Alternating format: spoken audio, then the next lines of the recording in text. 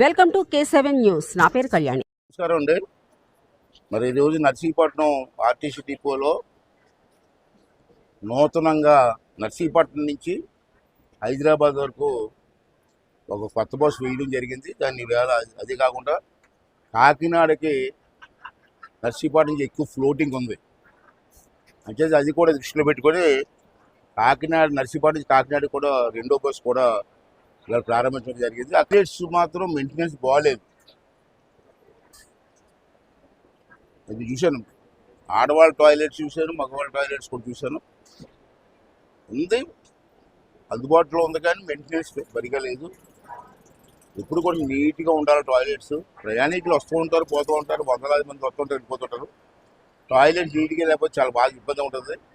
అంచేత నేనేమన్నానంటే టాయిలెట్స్ ఇమ్మీడియట్గా బాగు చేసి ఇక్కడ ఎప్పుడో చాలా రోజుల క్రితం వేసినట్టు రంగులేయి కూడా ఇమ్మీడియట్గా వేయమని చెప్పి కూడా వాళ్ళకి మరి డిఈ గారికి అధికారులందరికీ నేను చెప్పడం జరిగింది. డిపోలో ఉన్నటువంటి షాపులు ఉన్నాయి, ఈ షాపులన్నీ కలిపితే 58 షాపులు ఉన్నాయి. 58 షాపుల మీద ప్రతి నెల 7,90,000 రూపాయలు అద్దె వస్తుంది. 90,000 రూపాయలకి వచ్చేయచ్చు ఇక్కడ ఈ టాయిలెట్స్ క్లీనింగ్కి, దీనికి. అయితే మన వాళ్ళు ఏమంటారంటే అధికారులు, ఇక్కడ టాయిలెట్స్ చూడడానికి నర్సీపట్నం నుంచి ఎవరో రావట్లేదండి అంటారు. బీహార్ నుంచి వచ్చి నర్సీపట్నంలో పనిచేయవలసిన అవసరం ఏంటే? మన దగ్గర ఉన్న చాలామంది వాళ్ళకి పని లేకుండా వాళ్ళకి ఇవ్వచ్చు కదా పోస్టు. అంతే, అటువంటి జరగకుండా చూడాలా, లోకల్ వాళ్ళకి ఇవ్వాలా.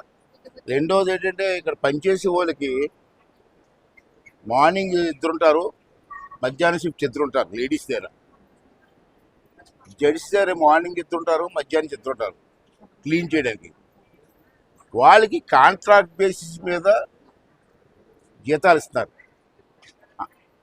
కాంట్రాక్ట్ బేసిస్ ప్రకారంగా అయితే నెలకి 12,000 రూపాయలు ఇవ్వాలి వాళ్ళకి, కానీ 6,000 రూపాయలు ఇస్తున్నారు. ఈ చట్ట ప్రకారంగా తప్పు. చట్టంలో క్లియర్గా ఉంది మినిమం బేసిస్ ఇవ్వాలని. అంటే డబ్బులు ఉన్నాయి, గవర్నమెంట్ అడగవలసిన లేదు, ఆర్టీసీ సంస్థలు అడగవలసిన లేదు. ఆల్రెడీ 7,90,000 ఉంది. ప్రతి నెల 1,00,000 రూపాయల కంటే ఎక్కువ వీళ్ళకి.